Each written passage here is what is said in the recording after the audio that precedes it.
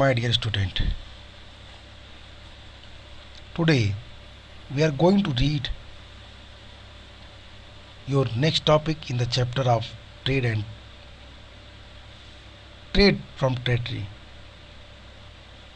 From trade to territory in this chapter we have read the various topic about Bengal, about Mysore and about the company administration. Today we are going to read the topic war with the Marathas. Maratha, having heard the word, we are become so energetic that the Marathas, who were Marathas and what was their role in the Indian history, और फिर मराठाओं को किस तरीके से उन्होंने अपने लिए use किया, जीता या मराठाओं का साम्राज्य अपने में मिला लिया, इन चीज़ों पे बात करेंगे. But before the start the war with Maratha, I would like to tell you very important and interesting thing that the after Battle of Panipat third, a historian, the British historian tell Grant Duff कि मराठों की ताकत पे बोलते हुए, उनके power पे बोलते हुए ग्रांट डफ लिखता है कि मराठा रूपी दैत्य पानीपत के तृतीय युद्ध के बाद मरा तो नहीं परंतु वो लंबी नींद सो गया, और जब वो जगा तो ब्रिटिश ईस्ट इंडिया कंपनी उसे कंट्रोल करने के लिए तैयार थी. कहने का संदर्भ, कहने की मीनिंग आप समझ गए होंगे. मराठा पहले पावरफुल शासक थे. पानीपत के तृतीय युद्ध के बाद मराठों की स्थिति खराब हुई, वो कमजोर हुए और फिर मराठाओं के कई वर्ग बढ़ गए. मराठाओं के चार बड़े ग्रुप में टूटना, शिवाजी के बाद उनके पुत्र संभाजी, साहू जी, फिर पेशवाओं का शासन. पेशवाओं के साथ बाद चार बड़े योद्धाओं में मराठाओं का विभाजन हो गया. होलकर, सिंधिया, पेशवा, भोसले, इस तरह के डिवीजन मराठों में मराठों की कमजोरी को शो करते हैं. मराठा कई पार्ट में टूट चुके थे और जिनका सामना करने के लिए अब अंग्रेज तैयार थे. वे उन्हें आसानी से जीत सकते थे. 18वीं सदी कंपनी मराठों की ताकत को भी काबू और ख़त्म करने के बारे में अब सोचने लगी थी. 1761 तक आते आते 1761 की जो बैटल ऑफ पानीपत हुआ, उसे एक मैसेज मिला, अंग्रेज़ों को हरी झंडी मिली कि बड़े आसानी से अब अपने साम्राज्य को उन क्षेत्रों में फैला सकते हैं जहाँ पे वो नहीं फैल रहे थे या नहीं फैल पा रहे थे, नहीं एक्सपेंशन हो पा रहा था उनका, due to the powerful rulers. No doubt they were Marathas. आज इन्हीं टॉपिक पे बात करेंगे हम. War with Marathas. From the late 18th century,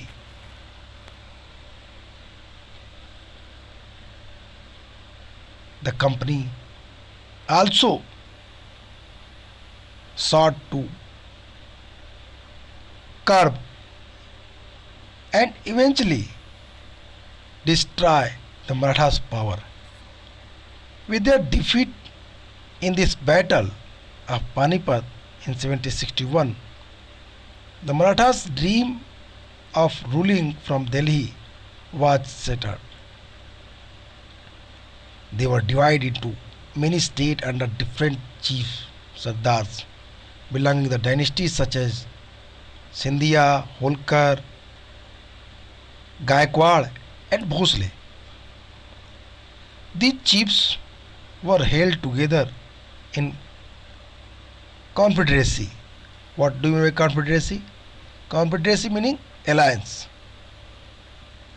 The chiefs were held together in confederacy under the Peshwa. Peshwa, it means principal minister, who became its effective military and administrative head based in Pune. The particular place where Peshwa lived, that was Pune. In Pune, Peshwa controlled their whole chiefdoms. Mahaji Sindhia and Nana Fadnavis were two famous Maratha soldiers and statesmen of the late 18th century. The Marathas were subdued in series of war. In the first war that ended in 1782 with the Treaty of Salbai, there was no clear victor. The second Anglo-Maratha War, 83 to 85, was fought on different fronts, resulting in the British gaining Orissa and the territories north of the Yamuna River, including Agra and Delhi. Finally, the Third Anglo-Maratha War of 1817 to 19 crushed Maratha power. The Peshwa was removed and sent away to Bithur near Kanpur with a pension. The company now had complete control over the territory south of the Vindhyas. It means you have seen here that the no doubt to explain that Maratha were the most powerful ruler on the India. Their territories south of the Vind expand. There were the various extension of the Maratha Empire. But what happened? We have seen the dispute between the Marathas and their chiefs, their Sardars. That's result Maratha power became very loose, very weak, and that's result very easily British East India Company controlled them. There were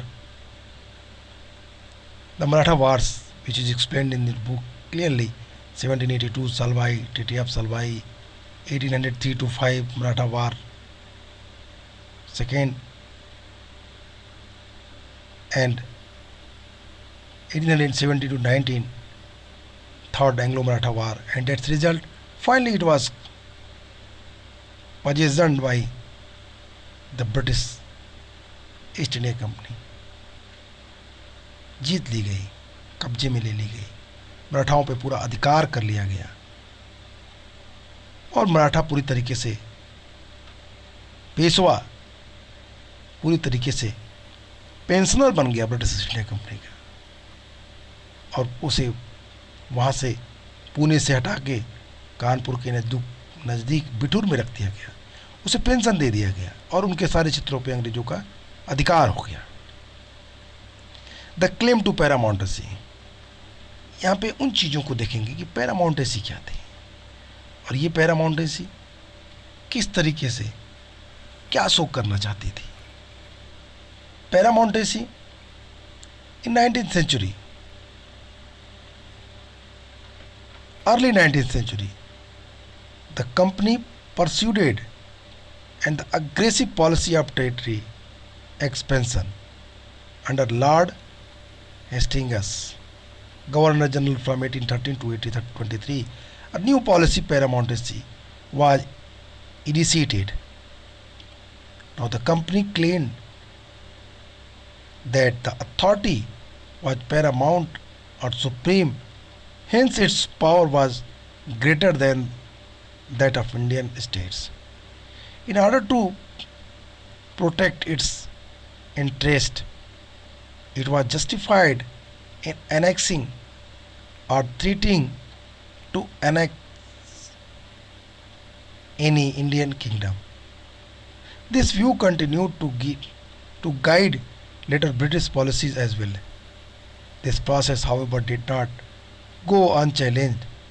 For example, when the British tried to annex the small state of Kittur in Karnataka today, Rani Chennamma took to arm and led an anti-British resistance movement. She was arrested in 1824 and died in prison in 1829.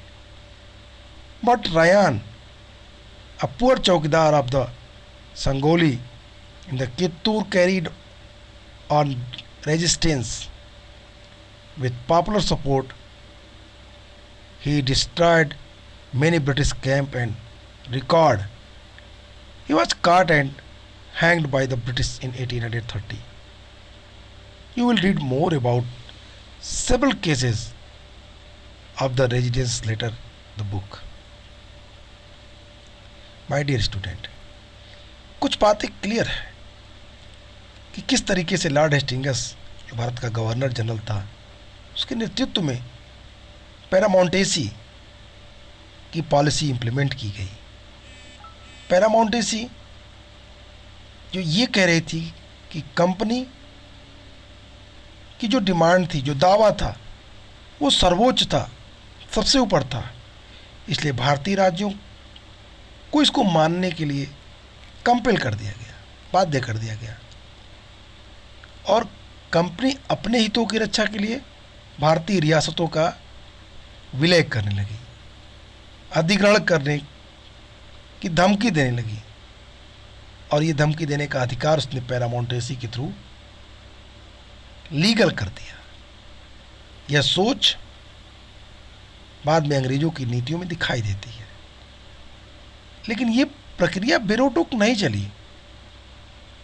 अगर हम बात करें कित्तूर की, कर्नाटक में छोटी सी रियासत थी कित्तूर।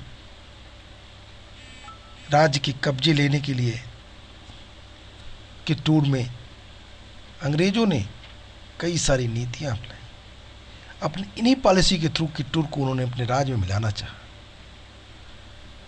कित्तूर को मिलाने के लिए उनको एक लंबी लड़ाई लड़नी पड़ी।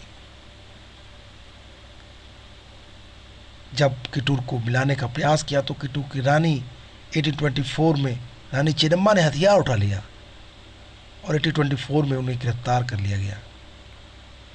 1829 में जेल में ही उनकी मृत्यु हो गई और चेन्नम्मा के बाद कित्तूर स्थित संगोली के पास गरीब चौकीदार रायन्ना ने यह प्रतिरोध जारी रखा।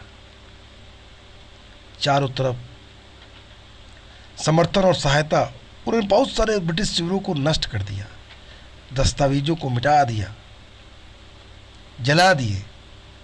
आखिरकार at last he was also captured and hanged. उसे भी फांसी पर लटका दिया गया 1830 तक आते आते। ये प्रतिरोध आपको और भी मिलेंगे। आप आगे जब देखें तो ये सारे प्रतिरोध आपको दिखेंगे। 1830 के दशक तक आते आते ईस्ट इंडिया कंपनी रूस के प्रभाव से बहुत डरी हुई थी। कंपनी को ये भी डर था कि कहीं रूस पूरे एशिया में फैलकर नॉर्थ वेस्ट फ्रंटियर के थ्रू इंडिया में प्रवेश न कर ले। और इसके चलते अंग्रेजों ने नॉर्थ वेस्ट फ्रंटियर को कंट्रोल करना चाहा। 1838 टू 1842 आंग्ल अफगान वार की एक लंबी सीरीज हमें दिखाई देती है। एक लंबी लड़ाई कंपनी शासन स्थापित करने के लिए। 1843 सिंध भी कब्जे में आ गया। एट लास्ट अंग्रेजों की मंशा पूरी हुई। 1843 तक आते आते अंग्रेजों ने नॉर्थ वेस्ट फ्रंटियर को भी अपने अधिकार में ले लिया। उनका ये डर कि रूस इस रास्ते से भारत में प्रवेश करेगा और कहीं वो भारत के क्षेत्रों पर अधिकार न कर ले, भी कम होता चला गया। और उन्होंने अफगान के क्षेत्र को भारत ब्रिटिश एम्पायर का पार्ट बना लिया। इसके बाद पंजाब आया। Gradually they captured Punjab. Maharaja Ranjit Singh की कंपनी से कुछ मैटर, छोटी छोटी बातों पर विवाद था। फाइनली महाराजा रणजीत सिंह को भी जीत लिया गया। 1839 चिलियानवाला के युद्ध में, बैटल ऑफ चिलियानवाला में जीता गया। रणजीत सिंह का राज्य ब्रिटिश एम्पायर का हिस्सा बना। दो लंबी लड़ाइयाँ हुई और फाइनली 1849 में पंजाब भी ब्रिटिश एम्पायर का पार्ट बन गया। यहाँ तक आपने देखा कि किस तरीके से धीरे धीरे उन्होंने उन क्षेत्रों को जीतना शुरू कर दिया, अपने राज्य में मिलाना शुरू कर दिया। बंगाल से चले, बंगाल से होते हुए बंगाल, मैसूर, मराठा, सिंध, अफगान और पंजाब को उन्होंने अपने क्षेत्र में मिला लिया। एक पूरा साम्राज्य, एक बड़ा एरिया भारत का अब अंग्रेजों के अधिकार में था। अंग्रेज इस क्षेत्रों पे आसानी से कब्जा कर सकते थे, जीत सकते थे। उन्होंने किया भी। और अब कुछ नई पॉलिसी को इम्प्लीमेंट करना चाहते थे। सब्सिडी अलायंस, पैरामाउंटेसी के बाद अभी उनका जी नहीं भरा। अभी वो भारत को कुछ नए पॉलिटिकल पॉलिसी के थ्रू छोटे छोटे क्षेत्रों को भी लेना चाह रहे थे। लेकिन अभी हम किट्टू पे थोड़ी बात कर लें। किट्टू पे हमने बात की और हमने कहा कि in the late 1830 the East India Company became worried about Russia. It imagine that Russia might expand cross Asia and enter India from the northwest. Driven by this fear, the British now wanted to secure their control over the northwest frontier. So that's why they decided to capture the Afghan. They fought and prolonged war with Afghanistan. I know, and you also know about that. What was the result? Afghanistan between 1838 and 1842 and established the indirect company rule there. Sindh was also taken over 1843. Next in line was Punjab. You have read about the story of Maharaja Ranjit Singh in your previous class. That Maharaja Ranjit Singh was a very brave king. And कि उन्होंने किस तरीके से भारत के पश्चिमोत्तर सीमा में अपनी राजधानी स्थापित की। लाहौर से उन्होंने शासन स्थापित किया। उनकी राजधानी लाहौर थी। Their capital of the Punjab was Lahore. But what happened? अंग्रेजों की जीत की श्रृंखला में सिंध के बाद उनका ध्यान अब पंजाब की तरफ था। Maharaja Ranjit Singh held back the company. After his death in the 1839, two prolonged wars were fought with the Sikh kingdom. Ultimately, in 1849, Punjab was annexed. 1849, 1839 to 1849. The very critical condition in Punjab. You have to read about the story of Punjab in your senior classes. क्या हुआ, कैसे जीता गया पंजाब, रानी जिंदाल कौन थी, लाल साहब कौन थे और किस तरीके से वहाँ पे फूट डाल करके पंजाब को अपने अधिकार में ले लिया गया। और महाराजा रणजीत सिंह के लड़के दलीप सिंह को अंग्रेजों ने पेंशन दे दी, उनको ब्रिटेन भेज दिया। Even Duleep Singh was converted in Christianity. उनको क्रिश्चियनिटी में कन्वर्ट किया गया। बाद में दलीप सिंह रिटर्न इंडिया आते हैं और फिर वो सिख धर्म को अडॉप्ट करते हैं। और इस तरीके से हमें महाराजा रणजीत सिंह की स्टोरी को आगे बढ़ते हुए देखा हमने इतिहास में। लेकिन फाइनली 1849 तक आते आते पंजाब भी जीत लिया गया। अब एक नई ज़रूरत थी, एक नई पॉलिसी की इम्प्लीमेंट करने की ज़रूरत थी ब्रिटिश ईस्ट इंडिया कंपनी को, और वो पॉलिसी थी doctrine of lapse. Doctrine of lapse, it was very famous policy of the British Empire. In the doctrine of lapse, first I would like to tell you about doctrine of lapse. क्या था doctrine of lapse? The final waves of annexation occurred under the Lord Dalhousie, who was the Governor General from 1848 to 1856. He was devised a policy that came to be known as the Doctrine of Lapse. The Doctrine of Lapse, this is a very important topic. My dear student, you have to read and learn this Doctrine of Lapse. You have to learn subsidiary alliance, you have to learn paramountcy, and you have to learn doctrine of lapse. This is a very important. The various time question arise particular that point, so you have to read it. Prepare and note properly. Okay, the definition of doctrine of lapse. Let's discuss. The doctrine of lapse declared that if any Indian ruler died without a male heir, his kingdom would lapse, that is, become part of the company territory. One kingdom after another was annexed simply by applying this doctrine, and number of the state that was captured, that was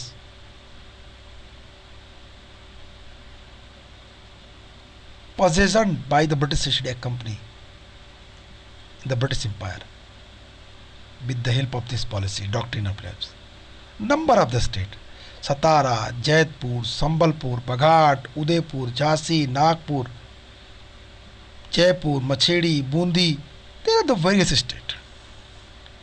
Dalhousie and their policy was no doubt a milestone of the British East India Company.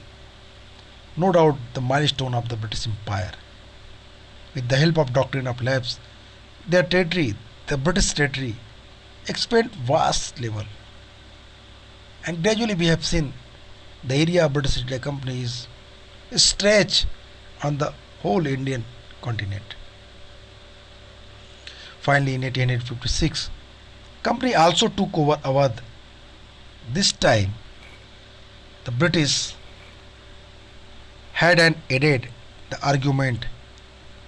They said they were obliged by duty to take over Awadh in order to free the people from misgovernment of the Nawab. Enraged by the humiliating way in which the Nawab was deposed, the people of Awadh joined the great revolt that broke out in 1857.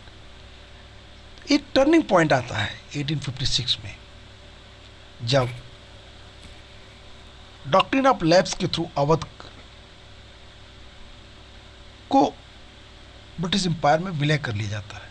आरोप लगाया जाता है कुशासन का, आरोप लगता है उसके ऊपर मिस गवर्नमेंट का।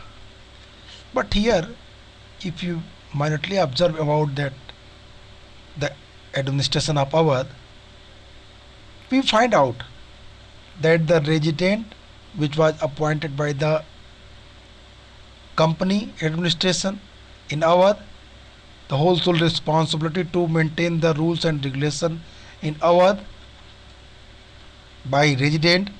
If the misgovernment ruling there is just type of problem faced by Awadh, the responsibility किसकी होगी? रेजिडेंट की, क्योंकि वो देख रहा था सारी चीज़ों को।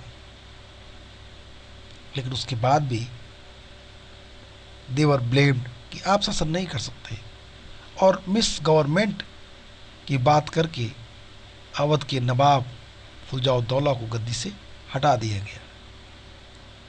लेकिन ये विलय इतनी आसानी से नहीं हुआ, लोगों ने इसका विरोध किया।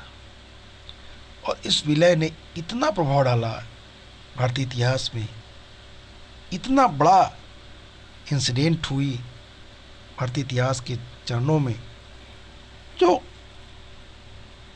एक बड़ी क्रांति के रूप में भारत के सामने आती है। रिवोल्ट 1857। रिवोल्ट के बारे में हम पढ़ेंगे नेक्स्ट वीडियो में, लेकिन इन चीज़ों पे एक बार समराइज करते हैं। हमने देखा कि किस तरीके से ब्रिटिश ईस्ट इंडिया कंपनी ने अपनी पॉलिसी को इम्प्लीमेंट किया। हमने देखा कि दी क्लेम्स ऑफ पैरामाउंटेसी। हमने देखा कि किस तरीके से उन्होंने मराठास को जीता। हमने उनको टीपू को जीतते हुए पढ़ा, सुल्तान of the tiger. It was also defeated by them. और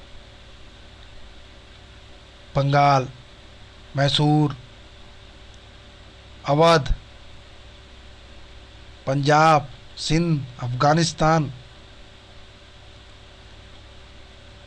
मराठा, इन सारे क्षेत्रों को उन्होंने धीरे धीरे जीतते हुए संपूर्ण भारत पे अपना अधिकार कर लिया, जीत लिया, और भारत में कंप्लीट ब्रिटिश एम्पायर स्टेब्लिश हो गई।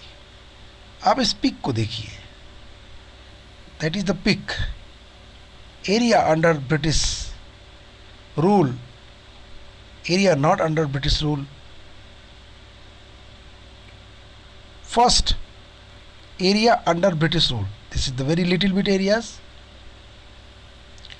Second pick here, area under British rule. आप देख रहे हैं यहाँ पे उसके साम्राज्य की सीमाएं बढ़ रही हैं। येलो कलर में जो चीज़ें दिख रही हैं आपको, वो ब्रिटिश ईस्ट इंडिया कंपनी के अधिकार के क्षेत्रों को दिखा रही हैं।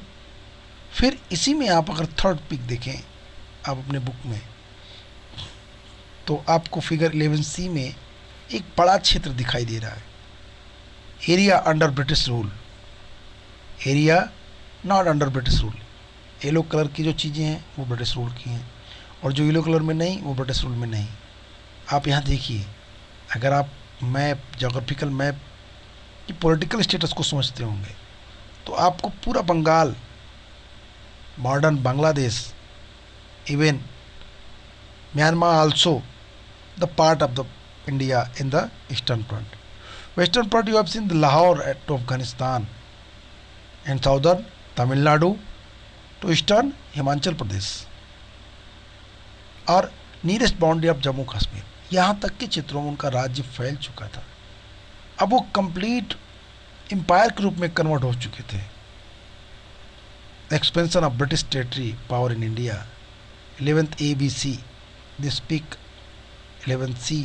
Finally, you have seen the boundary of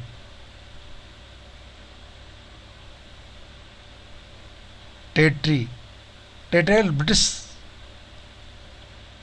boundary. Again I repeat, part 1, this is the very little bit area, the yellow color zone, the British Empire.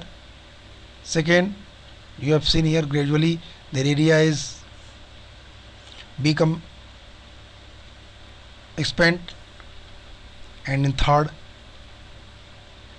the British area was finally stretched all over India. That is the very important things. Now in the next topic we will read setting up a new administration. आज के लिए इतना ही। Next video में हम फिर लेके आएंगे इन सारी चीज़ों को।